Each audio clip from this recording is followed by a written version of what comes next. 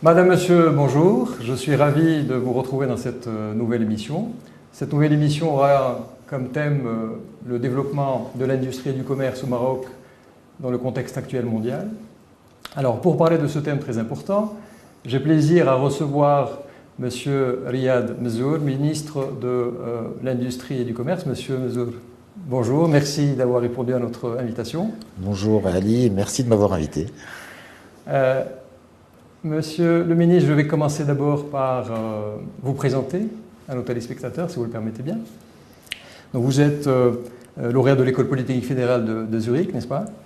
Vous avez démarré votre carrière en tant qu'ingénieur en recherche et développement. Ensuite, vous avez fait du conseil en stratégie. Je ne vais pas citer les entreprises pour des raisons que vous pouvez imaginer.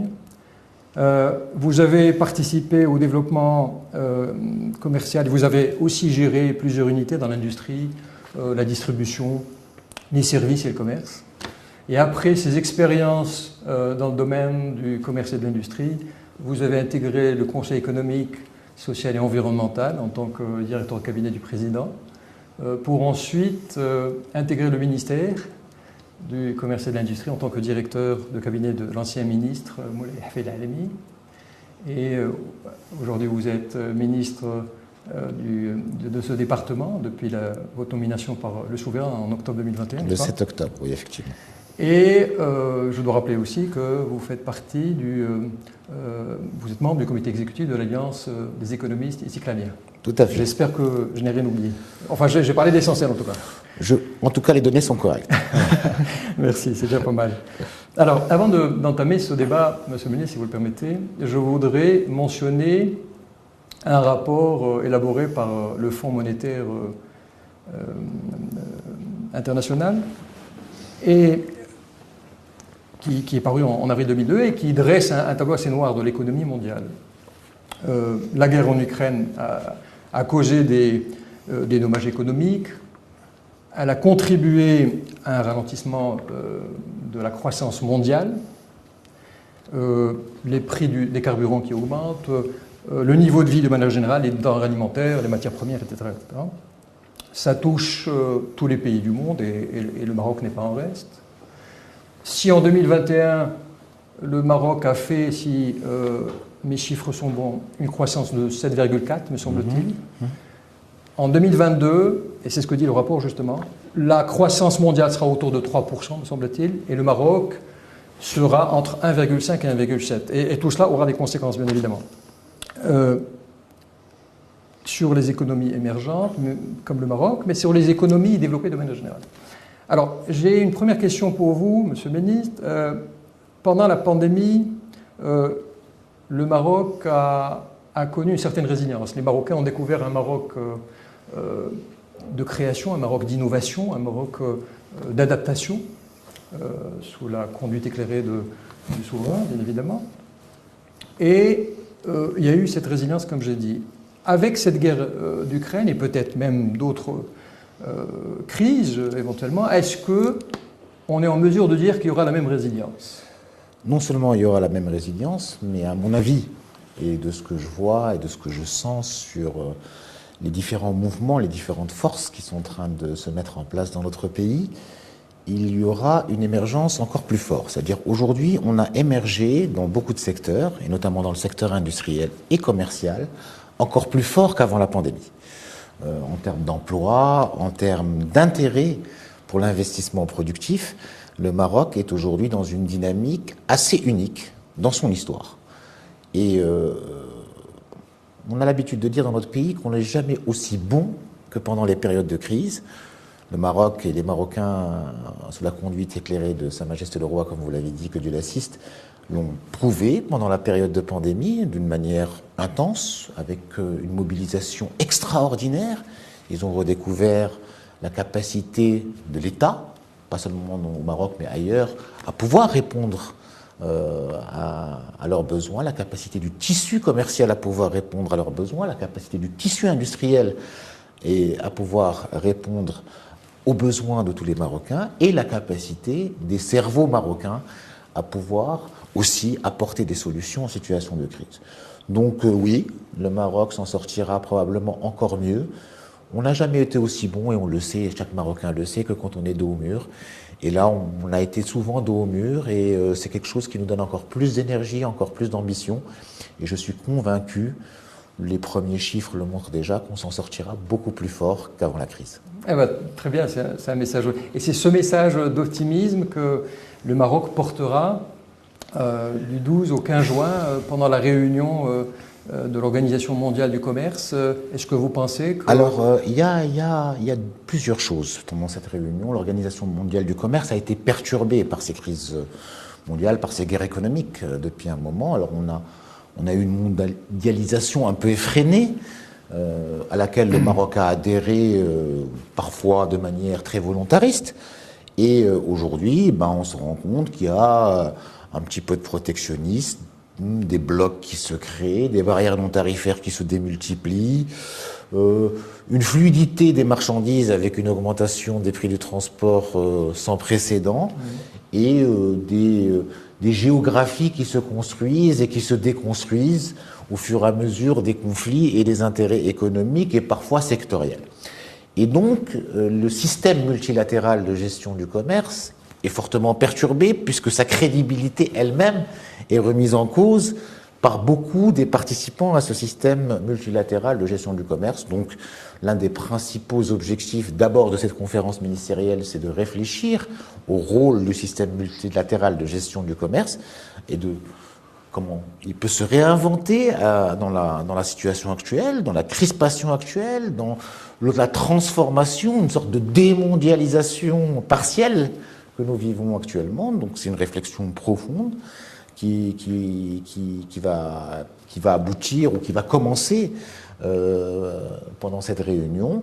Et puis il y a des choses à régler qui sont assez compliquées au niveau des relations entre différents pays, au niveau de la fluidité des transactions qu'il va falloir traiter, soit en bilatéral, soit en multilatéral. Et ce sera l'occasion aussi, éventuellement, pour discuter de certains accords de libre-échange qu'a le Maroc avec certains pays membres de l'OMC. Ce n'est pas l'endroit. Le Maroc gère ses accords de libre-échange de manière souveraine, en respectant ses engagements et ses partenariats, mais en étant de moins en moins le naïf de la mondialisation. Donc on est aujourd'hui un pays qui gère plus ou moins bien ces relations-là, qui les équilibre, même si les échanges en facial ne sont pas toujours équilibrés, mais il y a une tendance pour les équilibrer. Ce qu'il faut savoir, c'est que l'attractivité de notre pays est construite sur ces accords de libre-échange aussi. Elle est construite sur une infrastructure, sur un positionnement géostratégique, sur une stabilité, sur un maintien des grands équilibres, mais aussi sur la capacité des gens qui investissent chez nous à pouvoir accéder à un ensemble de marchés porteurs. Et donc ces accords de libre-échange sont un vecteur d'attractivité avant d'être un vecteur des échanges avec une photo prise à un moment précis. Et donc c'est extrêmement important que nous conservions cette accessibilité au marché. Après, bien évidemment, notre marché est un marché qui peut être intéressant pour beaucoup d'acteurs, très bien, et quand ils jouent les règles avec des règles du jeu claires et qu'ils nous permettent la même accessibilité à leur marché, on essaye d'équilibrer, mais d'équilibrer dans le cadre d'un match sincère et avec des règles du jeu loyales. Quand il y a un petit peu de prédation, ou il y a un petit peu d'erreur d'arbitrage, on sort les griffes. On essaye de les corriger, et puis on le fait, ça se fait très très bien, on sort les griffes, et puis après on se reparle. Ça ne vous a pas échappé qu'on a eu des échanges assez musclés il y a 2 ans avec la Turquie. Aujourd'hui, les choses sont en train de se remettre en place de manière naturelle, même si le déficit se creuse avec la Turquie, mais les choses se remettent en place de manière naturelle avec des investissements turcs qui sont en train de s'installer de manière de plus en plus importante au Maroc, avec les industriels turcs qui découvrent la compétitivité du Maroc et l'intérêt de s'installer dans notre pays. Et donc, à partir du moment où on est dans des relations saines, le Maroc est un pays naturellement ouvert et construit son développement et son attractivité sur cette ouverture. D'ailleurs, je parle sous votre contrôle, mais j'ai vu les chiffres dernièrement sur l'attractivité et je crois qu'on est le second pays en termes d'attractivité en Afrique, me semble-t-il. On est le second. Après l'Égypte. Après l'Égypte, c'est pas ce que je vois. Quand je suis en compétition avec l'Égypte sur un projet, en général, si je le veux, je l'obtiens, et malgré des incitations et des encouragements beaucoup moins importants. Le deal-making. Au-delà du deal-making, il y a d'abord la première des choses, on ne peut pas ne pas la reconnaître au Maroc, c'est cette stabilité, cette sécurité et l'attractivité, ne serait-ce que pour y venir, qui est évidente. Ensuite, il y a la productivité, la capacité des ressources humaines, etc. Au Maroc, même si les salaires sont plus élevés qu'en Égypte, la productivité est extrêmement intéressante et la qualité de la ressource humaine sur l'industrie est beaucoup plus intéressante. Ensuite, il y a cette ouverture, cette infrastructure logistique que nous offre d'abord le port de Tangemed, avec cet accès au monde que l'Égypte n'a pas aujourd'hui. Elle est un peu concentrée sur un marché assez spécifique. On a vu le classement, je vous interromps, pardon, le classement du port voilà, à l'échelle mondiale, sixième, me semble-t-il, premier en Afrique. En termes d'efficacité, mais si on le met en termes de volume avec les ports européens, parmi les ports européens, c'est le 5e. Sur la Méditerranée, c'est le premier. On est aujourd'hui, avec Tangemed, franchement... On a un bon cheval de bataille. Voilà, extrêmement bien outillé pour aller conquérir le monde, pour faire simple. Donc on a ça, on a bien évidemment un potentiel d'énergie renouvelable unique, on a, je le répète et je réinsiste, des cerveaux, des Marocains qui sont de mieux en mieux formés, de plus en plus inventifs et de plus en plus efficaces pour piloter des opérations, que ce soit en tant que cadre moyen ou en tant que technicien et ingénieur. On nous les a arrachés aujourd'hui, on est en train de les valoriser sur place. Franchement, aujourd'hui, vu la situation et vu le contexte mondial, je pense qu'on en parlera plus tard, on est en très très bonne posture en termes d'attractivité dans la région et dans ce tiers de globe Europe-Afrique et même dans le monde. Eh bien, tant mieux, tant mieux. Monsieur le ministre, j'aime bien l'histoire et c'est toujours bien de rappeler les histoires à succès. Et j'ai envie, si vous le permettez, on a 2-3 secteurs pour lesquels on est connu de par le monde. Le secteur de l'aéronautique, le secteur de l'automobile et aussi les énergies renouvelables. Je vais citer les autres secteurs, sinon ils vont se fâcher, bien évidemment. Pouvez-vous nous parler, Monsieur le Ministre, de l'historique de ces histoires à suivre? Comment on en est arrivé là? Comment ça a commencé? Qu'est-ce que le Maroc a fait pour qu'on se retrouve aujourd'hui à ce niveau de développement dans ces secteurs et pour aussi peut-être donner à réfléchir à d'autres secteurs, d'autres écosystèmes pour émerger? Alors, l'histoire de l'industrie marocaine est ancienne et très profonde. Si on reparle de l'aéronautique, on ne va pas remonter à l'aéropostale. Ça a commencé à ce moment-là. Pour l'automobile, ça a commencé dans la fin des années 50, dès le début de l'indépendance. L'automobile a commencé au Maroc avec cette même ambition d'avoir de l'assemblage, etc. Le début de la Somaca, donc on avait le Maroc indépendant, était extrêmement ambitieux et voulait construire cette souveraineté industrielle, voulait être un acteur et a commencé. Il y avait le début du secteur automobile, on a eu l'usine d'assemblage, on avait les usines de pneus, on avait etc. qui sont connues, qui sont encore là. Bon, certains ont arrêté, mais il y en a qui ont survécu à cette période-là, dont la Somaca qui a survécu à cette période-là. Ça a été interrompu avec le PAS.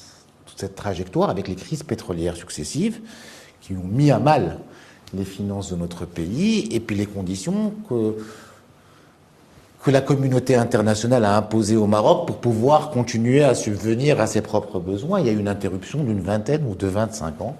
Et puis ça a redémarré après, avec le nouveau règne de Sa Majesté le Roi Mohamed VI, que Dieu l'assiste, les nouvelles stratégies, les nouveaux choix, etc. Mais il y avait déjà un embryon qu'on avait interrompu. Mais cet embryon existait aussi dans le tourisme.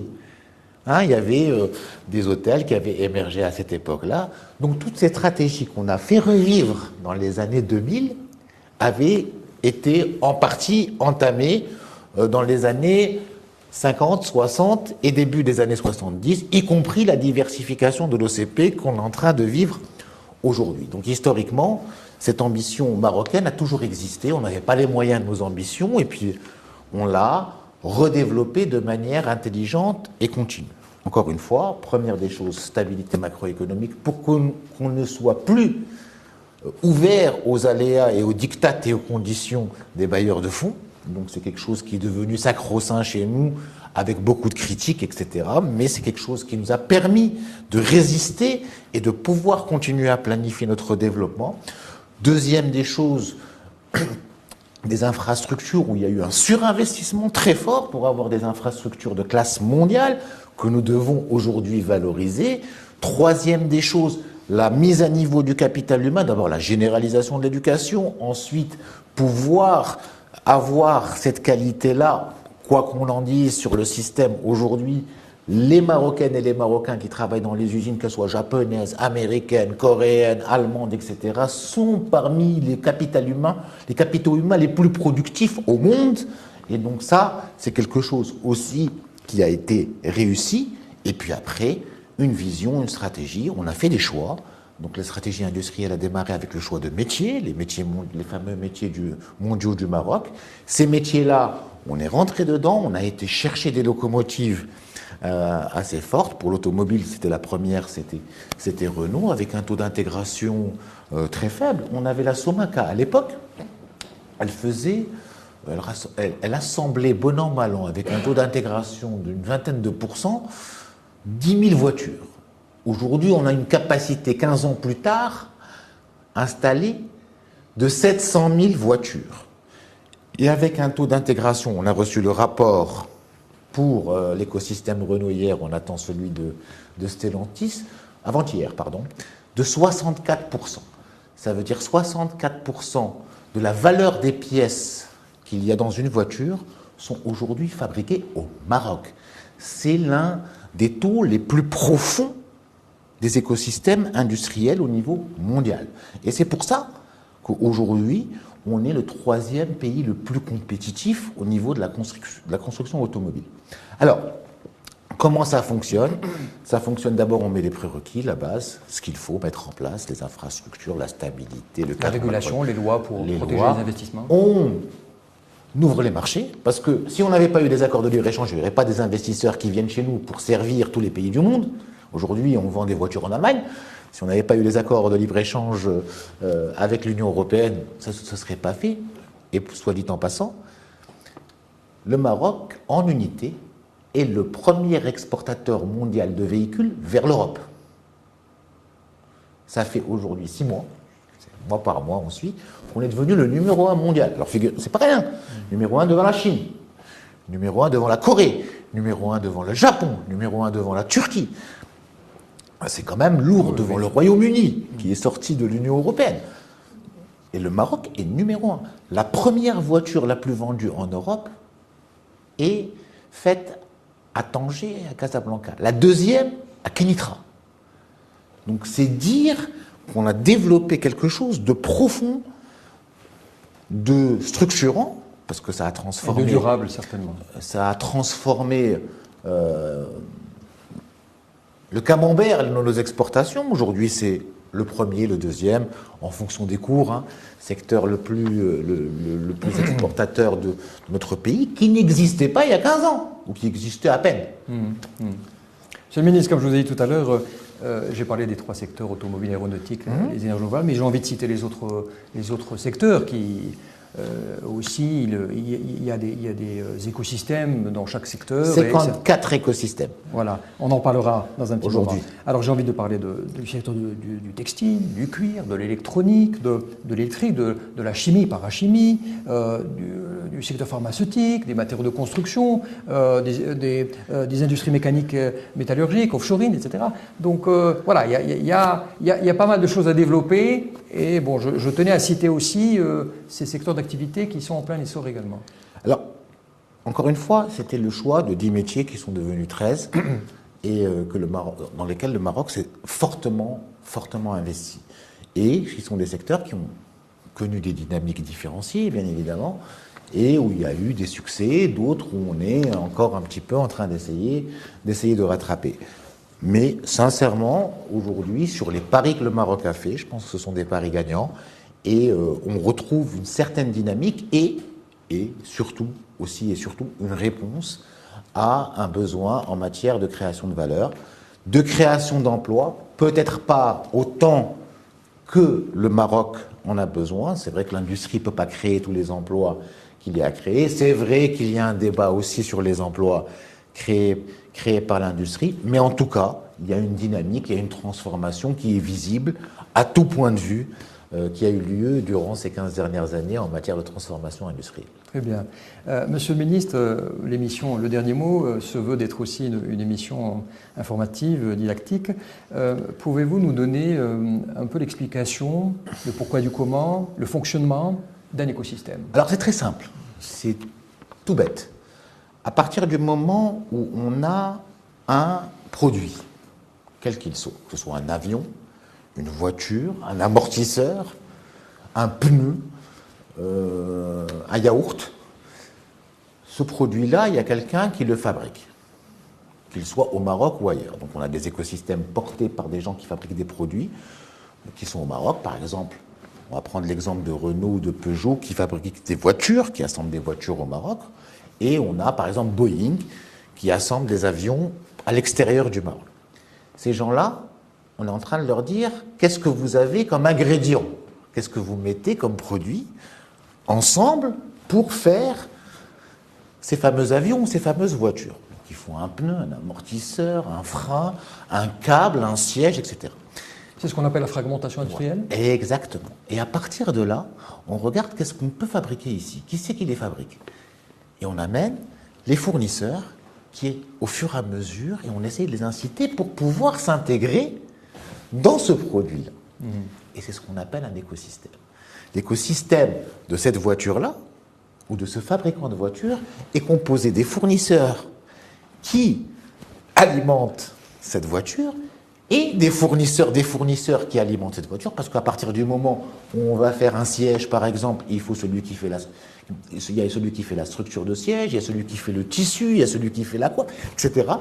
Et tout ça, c'est un écosystème. Et au fur et à mesure, quand ça prend une certaine taille et une certaine ampleur, on le constitue encore en nouvel écosystème derrière pour pouvoir lui donner le soutien, l'accompagnement, la formation, toute l'aide de laquelle il peut avoir besoin pour pouvoir émerger. D'accord. Mais l'idée initiale, est-ce qu'elle vient du secteur privé lui-même, ou est-ce que c'est les ministères, ou est-ce que ça dépend des cas? C'est un concept qui est largement connu. Un concept d'écosystème, ça existe dans toutes les organisations, y compris naturelles, et c'est comme ça qu'on les identifie. Ensuite, effectivement, c'est une approche que la stratégie, notamment le plan d'accélération industrielle, a adopté pour pouvoir accompagner des ensembles cohérents qui ont des relations d'intégration entre les composants de ces écosystèmes et qui leur permettent de grandir et d'attirer et d'intégrer d'autres ingrédients qui créent de la valeur et de l'emploi. D'ailleurs, cette notion fait partie, j'ai parlé tout à l'heure du rapport du FMI, il a fait le constat, mais il a aussi fait des recommandations. Et parmi les recommandations, justement, c'était une réflexion allant dans ce sens. Monsieur le ministre, en parlant des écosystèmes et des secteurs dont on vient de parler, est-ce qu'on peut voir émerger d'autres secteurs, d'autres écosystèmes? Je pense notamment à l'intelligence artificielle et ce qui va avec, pour sortir avec des choses qui sont commercialisables dans la vie pratique. Est-ce qu'on peut penser, monsieur le ministre, imaginer un jour un robot intégré à 100% marocain? Est-ce que Morocotech, la dernière initiative lancée, est-ce qu'elle va dans ce sens? Alors des robots marocains, il y en a. Et il y en a pléthore. Il y en a même qui sont en fonctionnement, il y en a qui sont commercialisés et distribués et qui travaillent à l'échelle mondiale. Je vais vous donner un exemple qui est le robot Hercule. Et c'est une anecdote assez intéressante. Quand un des constructeurs est venu s'installer au Maroc, il n'a pas voulu trop robotiser parce qu'au départ, c'était basé sur le coût de la main-d'œuvre. Et nos ingénieurs n'étaient pas contents et se disaient, bon, écoutez, les ingénieurs marocains, pourquoi ces gens-là l'ont ailleurs et nous, on ne l'a pas? Et donc, ils ont fait leur propre robot. Et le robot qu'ils avaient, l'autre qui était dans les autres usines, était un robot japonais qui un peu livrait les pièces dans les chaînes de manière automatique, etc. Ils ont fait leur propre robot qui est 3 fois moins cher que le robot japonais et qui est aujourd'hui en train d'être installé dans toutes les usines. C'est juste pour vous donner un exemple de la créativité. Donc, la créativité de nos ingénieurs est sans limite et des robots marocains existent et sont installés sans qu'on s'en rende forcément compte un peu partout. C'est vrai qu'ils sont développés pour le compte de tiers, ce ne sont pas encore des marques à nous comme beaucoup de choses que nous produisons, c'est une évolution que nous devons faire un jour ou l'autre. On n'est pas prêt à la faire sur tous les secteurs, mais c'est une évolution que nous devons faire un jour ou l'autre. Maintenant, l'intelligence artificielle, comme vous le savez, il y a différentes façons d'aborder l'intelligence. L'intelligence artificielle, c'est d'abord des mathématiques, des algorithmes, un peu sophistiqués, c'est de l'auto-apprenant aussi, en utilisant les algorithmes étant les neurones de cette intelligence-là qui leur permettent d'évoluer, etc. Donc les Marocains participent à ces efforts qui sont souvent des efforts collectifs et des efforts ouverts dans plusieurs plateformes et dans plusieurs pays. Mais au-delà de ça, l'intelligence artificielle est partout dans notre vie aujourd'hui. Elle est dans nos téléphones, elle est dans notre vie de tous les jours. Les Marocains sont des consommateurs sans savoir d'intelligence artificielle au quotidien. Ça fait partie de leur programme d'éducation à tous les niveaux. Ça va même être intégré dans les cycles primaires et secondaires. Ah oui, je pensais que vous parliez des formations universitaires, parce qu'il y a déjà des formations universitaires. Oui, ça va même être intégré dans les cycles primaires et secondaires.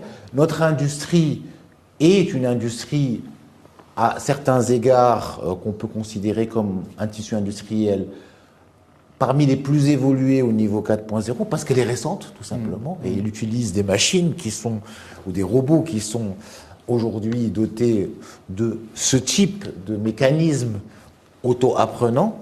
Donc, on n'est pas encore au niveau de certains pays qui sont en train de révolutionner le monde, mais tout notre enjeu, notre pari, est de passer de consommateur de cette intelligence artificielle à créateur. Pas forcément, de consommateur d'abord. On est en train de devenir des développeurs, mais des développeurs basiques de cette intelligence artificielle. Et maintenant, il va falloir qu'on voit comment on peut utiliser cette intelligence artificielle pour proposer des solutions au monde. Alors, justement, moi, Monsieur le ministre, moi je suis d'une génération qui vit avec une petite frustration de ne pas avoir vu dès les années 90 des constructeurs informatiques de renom, je ne vais pas citer les noms, ne pas s'installer au Maroc. Pourquoi il n'y a jamais eu d'usines, de constructeurs qu'on connaît, d'ordinateurs, etc., et qu'on a plutôt préféré les secteurs dont on a parlé, qui sont bien évidemment de grands créateurs de valeur ajoutée, etc. Pourquoi on n'a pas... Est-ce qu'on a été les voir et ils ont refusé? Est-ce qu'on n'a pas fait la démarche? Est-ce qu'on n'a pas moyen là, avec l'intelligence artificielle, de rattraper Il y a un moyen assez intéressant, mais pas sur la production. Sur la production, sur l'électronique, on a fait des développements assez intéressants. Aujourd'hui, on fait des cartes électroniques qui sont les cerveaux des Tesla, on les fait au Maroc, etc. Donc ce n'est pas forcément les devices qu'on utilise tous les jours, mais on s'est spécialisé dans certains secteurs et on est assez bon. Maintenant, sur les ordinateurs, les tablettes, etc., il y a eu des tentatives. On n'était à l'époque pas forcément compétitif, on n'a pas forcément le même accès à la matière première. On sait très bien où sont concentrées la fabrication de wafers et de microchips, et ça demande des investissements extrêmement lourds pour développer ce genre de choses.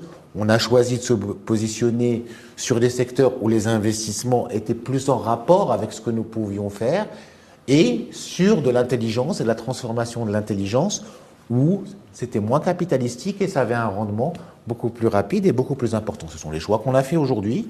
Ça ne veut pas dire qu'on ne rentrera pas un peu plus en profondeur sur certains sujets. On est en train de le faire. C'est l'un des enjeux de notre compétitivité au niveau, par exemple, automobile et aéronautique. L'un des enjeux est l'enjeu électronique. Il y a plusieurs segments de valeur que nous allons un peu creuser. Pas forcément celui de l'assemblage de devices, mais c'est à l'ordre du jour et on a quelques projets d'investissement qu'on est en train de regarder qui peuvent correspondre aux besoins du Maroc, du continent et pourquoi pas de nos pays, des pays qui achètent nos produits. Eh bien, tant mieux. Monsieur le ministre, je voudrais revenir, vous l'avez cité tout à l'heure, sur le plan d'accélération industrielle 2014-2020. Il a peut-être pris une autre forme après 2020. Est-ce que vous pouvez nous donner un petit bilan et nous dire comment ce plan évolue avec ces 10 axes stratégiques? Alors ce plan avait fait un pari très simple. D'abord, c'était le premier pari de créer 500 000 emplois. Pas forcément net, mais de contribuer à la création de 500 000 emplois. Ce pari a été tenu au niveau de cette création-là. Il a fait le pari de, deuxième objectif, d'augmenter la valeur ajoutée de l'industrie à un certain niveau. Ce pari n'a pas été tenu, mais fort heureusement, parce que ça veut dire que d'autres secteurs ont aussi évolué, ce qui fait que l'industrie a évolué, mais elle a maintenu, grosso modo, la même part dans la création de valeur dans notre pays, et tant mieux. Et elle a fait le pari d'équilibrer la balance commerciale, ce qui était un pari assez hasardeux.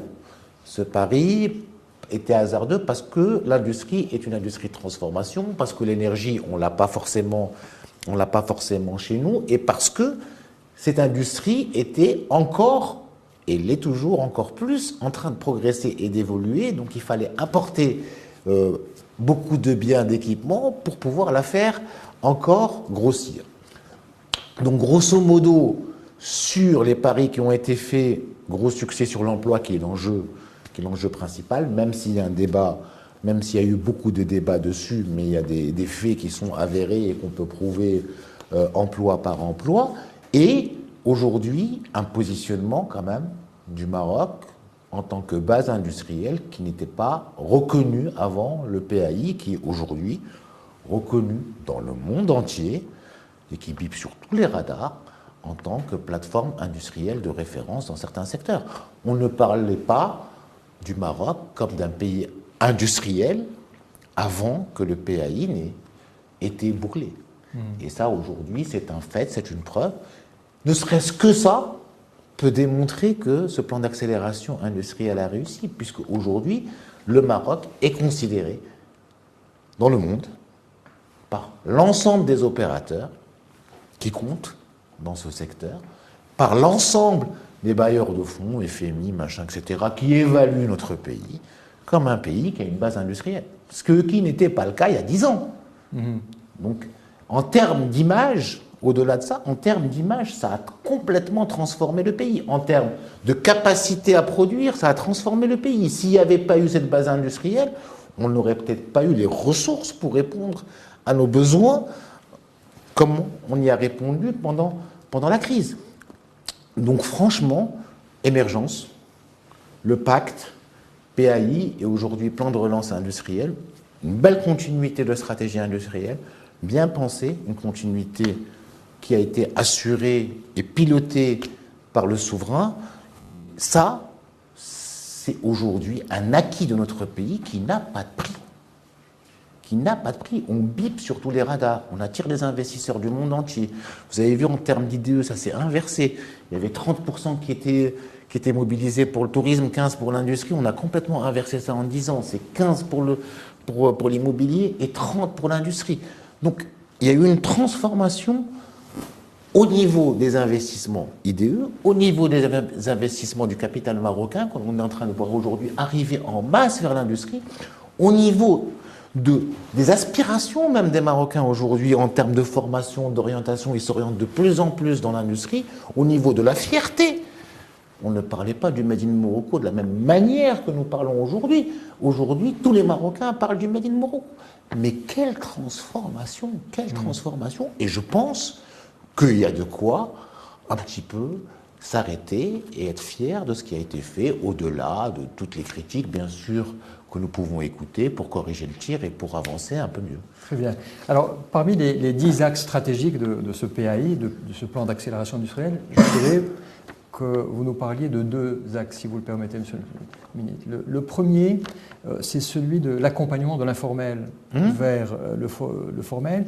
Et le second, c'est par rapport aux outils que vous avez élaborés pendant ce plan d'accélération, des outils d'aide financière.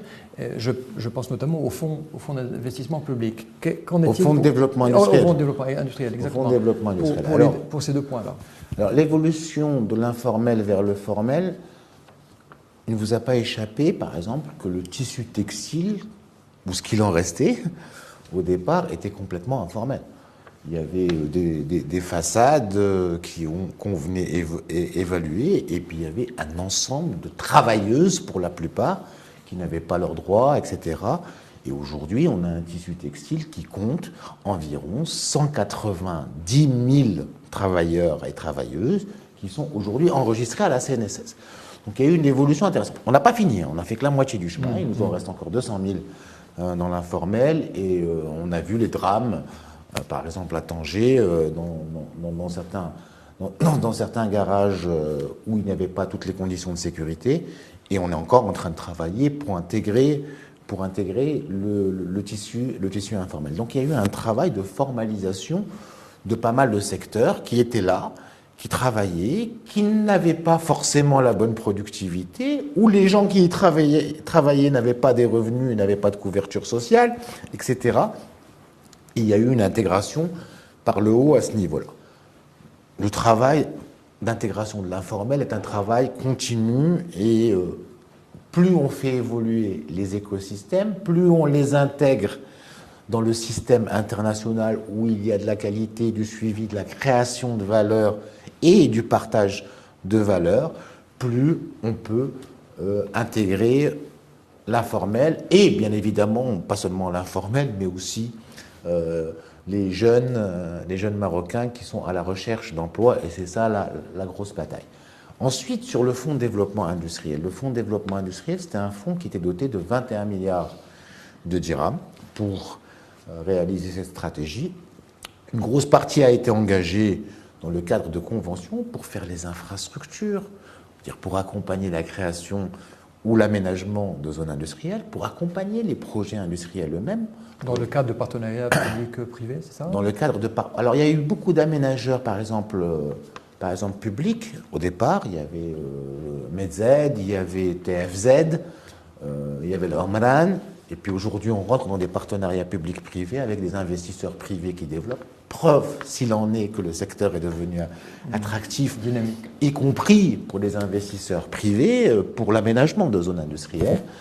Donc il y a eu, d'abord, on devait mettre à disposition de ces investisseurs, ce qui était un petit peu décrié au niveau du Maroc, du foncier industriel abordable. Et on devait regrouper ces opérateurs industriels. Pourquoi ?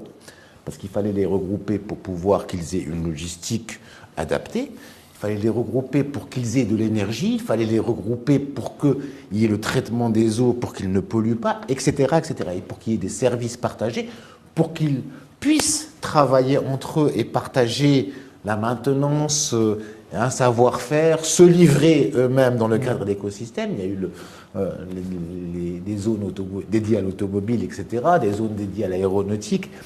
Et donc, ça a permis de créer de la valeur, et ça a permis de faire émerger, et ça a contribué à faire émerger ce secteur. Ensuite, il y avait des projets à amener. Alors, un écosystème, c'est des contrats aussi, parfois, d'écosystèmes, avec des locomotives. On en a parlé, et on leur dit, nous, on va aller ensemble, vous avez besoin de ce fournisseur, il n'est pas là, on va aller ensemble le chercher, on va lui donner des conditions préférentielles pour qu'il vienne. Et comme il est installé ailleurs, on va lui dire, vous allez venir vous installer, livrer cette locomotive en lui faisant économiser 5, 10, 15% des coûts. Et le Maroc va accompagner pour que cette locomotive soit plus compétitive, mais que vous gagniez des parts de marché, et que vous puissiez être compétitif non seulement pour la livrer à partir du Maroc, mais aussi pour livrer le reste du monde en vous installant au Maroc. Et c'est comme ça qu'on construit les fameux écosystèmes. Donc il y a eu des soutiens, des primes aux investisseurs, projet par projet, négociés de manière très précise, et des primes qui ont été payées a posteriori. Et qui sont payées a posteriori. Ça veut dire qu'on s'engage sur des conventions d'investissement, et on leur dit, voilà, vous vous engagez à créer 1000 emplois, à investir 200 millions de dirhams pour faire votre usine, et puis voilà, nous on s'engage à payer, à vous donner 10% de ces investissements, ça veut dire 10 millions de dirhams sur les 100 millions de dirhams que vous investissez, et on va vous débloquer 2 millions quand vous aurez fait 30%, 6 millions quand vous aurez fait 70%, et le reste quand vous aurez recruté les 100 personnes que vous avez promis de recruter. D'accord. Monsieur Nini, je ne sais pas si vous êtes concerné directement par cela, mais je voudrais, le Maroc a brillé de mille feux à l'exposition de Dubaï, un pavillon parfaitement conçu, des stands aussi bien réfléchis, un parcours aussi bien étudié, des conférences et des débats pour le networking bien ciblé, etc. Est-ce qu'on peut faire d'ores et déjà un premier bilan, sachant que c'était pendant cette exposition que le Maroc a lancé la marque Morocco Now?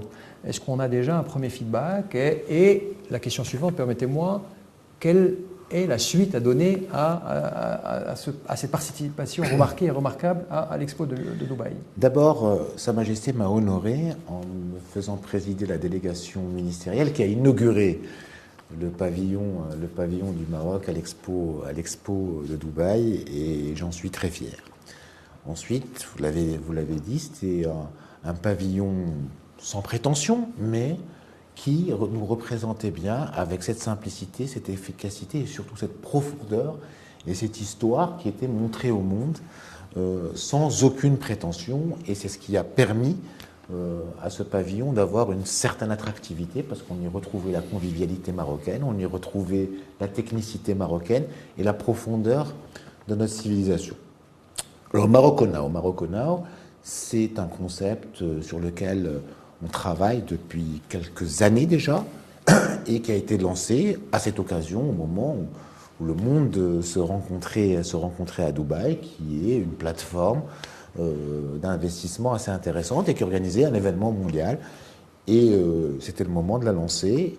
Morocco Now bouge. Morocco Now, c'est nous tous. Et c'est le message que nous adressons aux investisseurs en leur disant c'est le moment ou jamais. Et c'est vrai que le Maroc n'a jamais été aussi attractif qu'aujourd'hui. Il faut se rendre compte que tous nos concurrents dans la région sont aujourd'hui moins avantageux et moins avantagés par la conjoncture que le Maroc. Et donc on a une carte à jouer, on a une transformation à faire, on a tout pour le faire. Donc c'est Morocco Now or never. D'accord.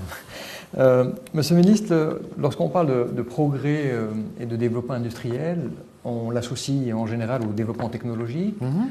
Le développement technologique, il faut en face avoir les idées, n'est-ce pas, la bonne gouvernance, les ressources financières, mais aussi les ressources humaines, les ingénieurs qui vont créer cette technologie. Ma question, Monsieur le ministre, est-ce que, vous l'avez abordé tout à l'heure, est-ce qu'on produit des ingénieurs en nombre? Ils sont bien formés, vous l'avez dit. Est-ce qu'ils sont satisfaits de leurs conditions financières? Est-ce qu'on arrive, parce que très souvent on a cette problématique de fuite des cerveaux, etc. Est-ce qu'on est dans la logique aujourd'hui de faire du nombre, de continuer, sinon améliorer la qualité, d'améliorer la situation financière et les conditions de travail pour que ces ingénieurs restent chez nous?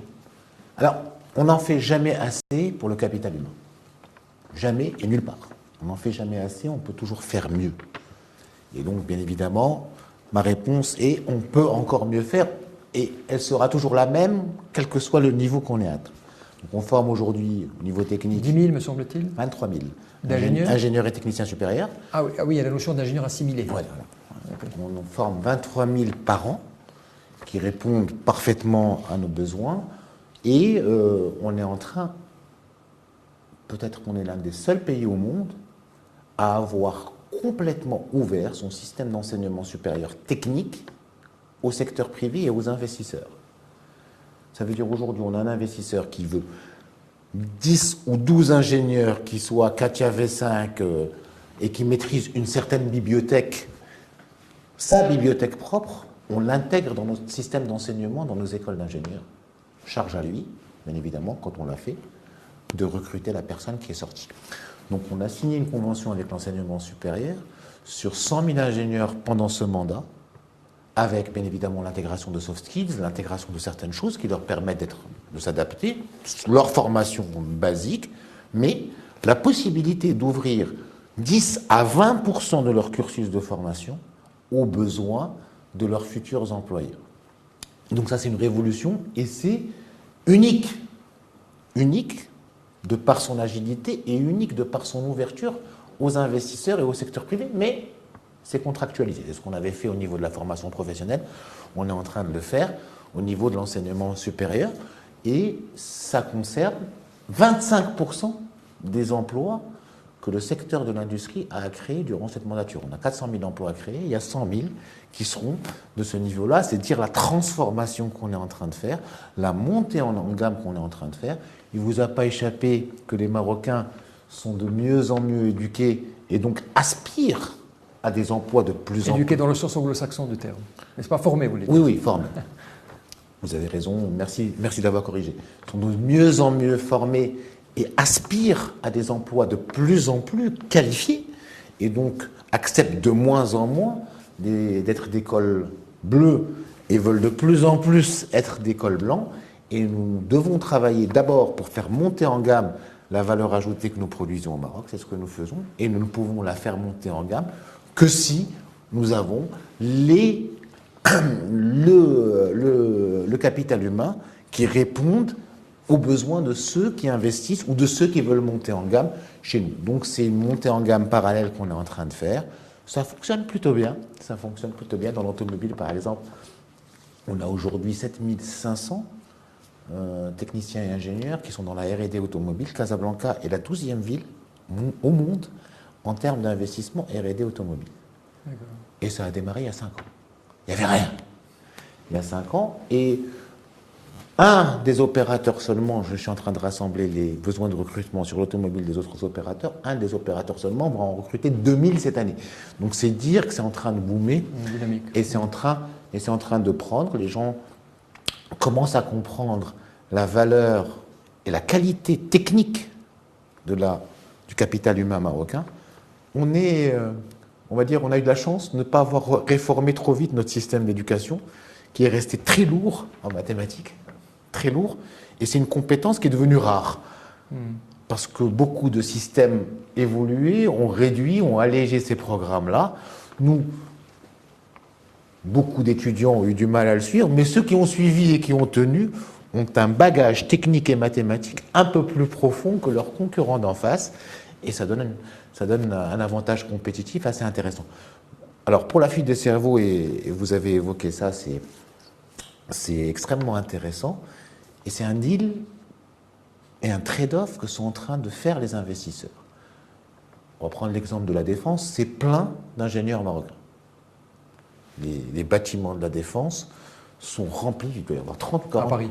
Ouais, il doit y avoir 30 ou 40% d'ingénieurs marocains, et ils venaient les prendre à l'appel avant des promotions entières et les emmener là-bas.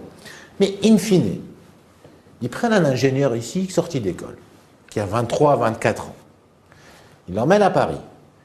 Ils lui donnent 1800 € bruts. Il lui reste 1500 € dans la poche. Il va aller louer à 800 € à 1 heure de son boulot un petit studio tout sombre, et il va mettre 1 heure pour arriver, il va être malheureux, et il ne va pas vivre de manière correcte. Il va payer 1500 € de charges. Et puis, le loyer de la défense, on ne compte même pas combien ça coûte. Donc ça va lui coûter 4500 à 5000 € d'avoir cet ingénieur chez lui à Paris. Il l'a à Casa Nearshore ou ailleurs à Casablanca. Il va lui donner 12, 13, 14 000 dirhams, la même personne. Elle va pouvoir habiter dans un 3 pièces, elle va pouvoir avoir une voiture et commencer à démarrer une famille à 23 ans. Et il sera plus heureux parce qu'il sera... Et il fera la même chose. Et ça coûtera à l'entreprise qui l'emploie 40 à 50% de coûts en moins. Donc tout le monde est gagnant à les garder ici. C'est ce qu'on a réussi pour l'automobile, c'est ce qu'on est en train de réussir pour l'ITO. Les jeunes ingénieurs marocains sont heureux. Les entreprises, les donneurs d'ordre qui les récupéraient de manière massive comprennent que c'est un meilleur business model pour eux, et ceux qui ne le comprennent pas se font bouffer par ceux qui le comprennent parce qu'ils sont plus compétitifs. Alors pourquoi je vous ai parlé des problèmes de ressources? Parce qu'il y a une thématique qui vous intéresse, je sais qu'elle vous intéresse au premier plan, c'est la souveraineté industrielle. Et effectivement, avoir les ressources qu'il faut participe aussi à cette souveraineté industrielle.